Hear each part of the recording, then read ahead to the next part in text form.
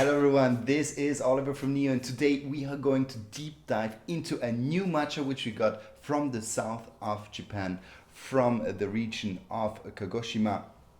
So this tea from the very south of the main island of the island, or the part of which is called Kyushu. So this one here is from the warmer region of Japan, and we found it on our last visit in April in Japan, and so I'm very happy to launch this tea here, which is a very sweet and fine tea mix. So it's a blend of the Saemidori cultivar and the Okumidori cultivar. So this is the matcha which we're gonna deep dive into.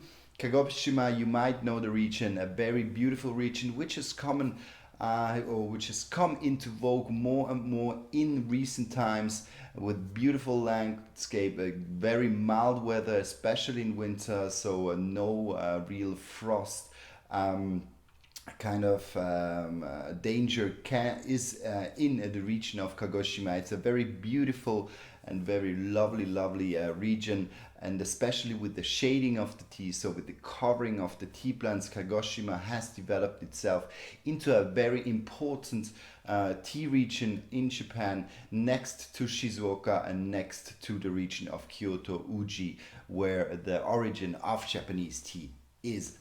So this tea here, we decided to launch it a little bit later in the year, and now I really want to go into the tasting of the tea.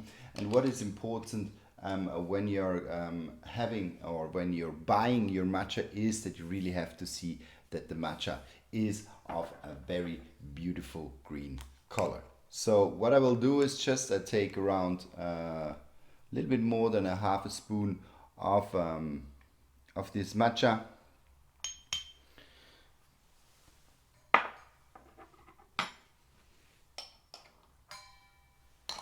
and we're gonna just have a look at the leaves. So what you can see is this very beautiful green color. There are some matchas which are a little bit brighter in their color. They can show a little bit more of an intense lighter green than the Saemidori. Saemidori is really predominant. The Okumidori gives a little bit of a slight olive green color to the matcha, which you can see, and it is actually a tea which has very round and full-bodied Okumidori, while the Saemidori brings normally a light sweetness to the tea. So, for example, we have the Henta Sencha, the Henta matcha, which he provides us, and this is a pure Saemidori. Here we are talking about a blend. But now I'm really curious to see how this tea tastes. Good. So we're gonna give the tea directly into the matcha bowl. Then important is always that you soak the whisk a little bit before you start. I had it now 5 minutes in the cold water, just to soak the fine hairs of the chasen, which is made out of one piece of bamboo, and then we're just gonna mix it with tea. Voila. Good. So then just a little bit of water first, then we're gonna mix it. Always this beautiful M form which you can do.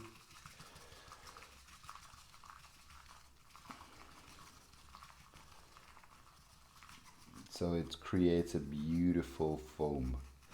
So it's a very so as normally you have to sift the matcha. I just opened the pack, so I was able to do it without the sifting.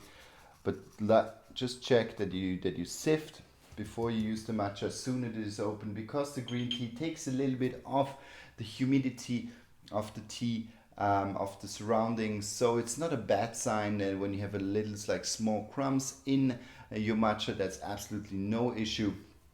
But as soon as you have it open, just see that you sift it through a sifter. Then you have really this fine powder. Here, as I just opened it, I could do this without a problem, without the sifter.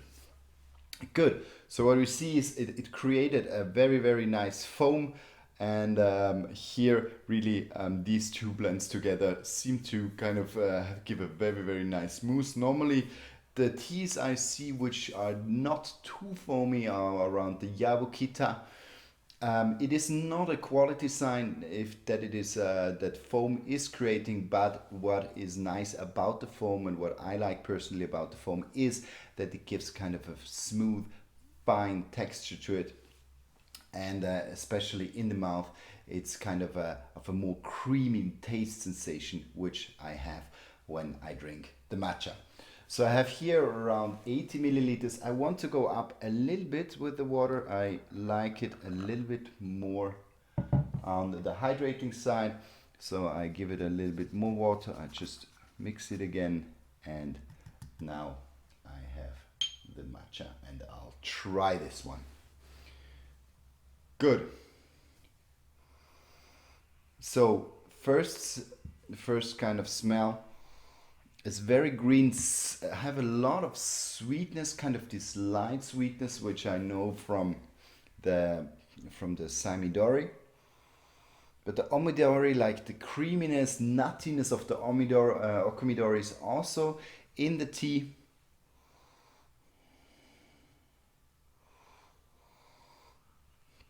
So I have a good mix. I have kind of this light sweetness, and I have this creamy nuttiness coming from the Okumidori. So now I'm very curious to see how this tea tastes.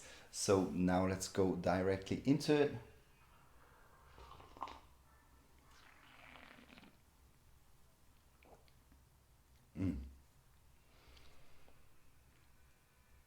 Oh wow. Okay. This is It has been a long time since I had this matcha, and I have to say it's a very, very good blend of these two cultivars. So you have this light sweetness and a little bit of freshness of the Samidori, which is especially predominant in the beginning, but then you have this full roundness and the body, which is very known, in my opinion, from the Okumidori, which comes in, and the Okumidori has kind of this smoother side. So it's actually bringing the grassy lightness together with this full-bodied and sweet and nutty flavor of the Okumidori. This is, I must say, a very, very, very good mix.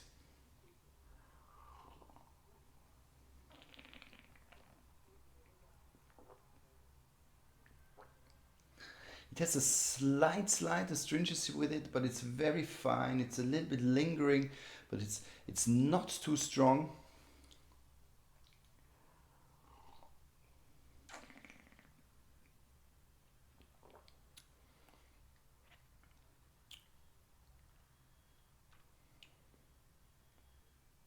And there's a little bit of a creamy, of a nuttiness, especially kind of in the second taste sensation.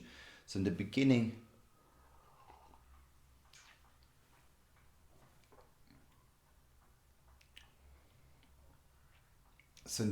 it's really kind of this light green taste, but then directly this creaminess and a little bit of this cashew nuttiness is coming in, which I know from the Okumidori.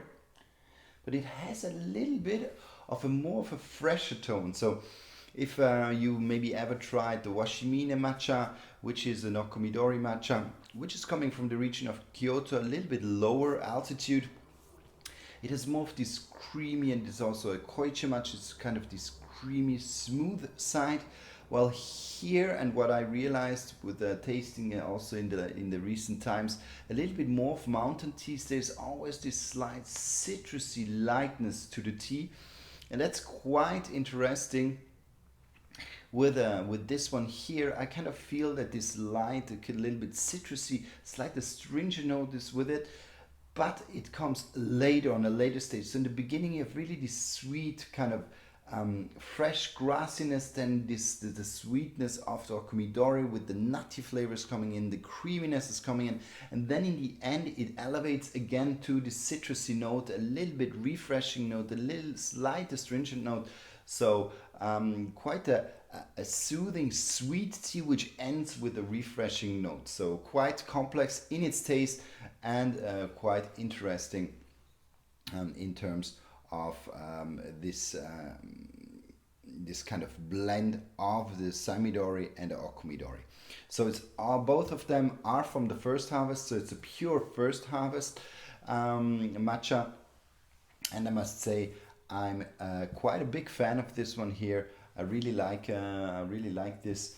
There's a slight astringent note, so if you completely try to avoid astringency, this might have maybe a touch too much, but it's still very slight, and definitely showing a lot of different taste notes. So that's why this tea I consider is as quite interesting, and it rounds up also our matcha assortments quite well, with a kind of a sweet matcha, good blend with this slight kind of citrusy, refreshing note in the end.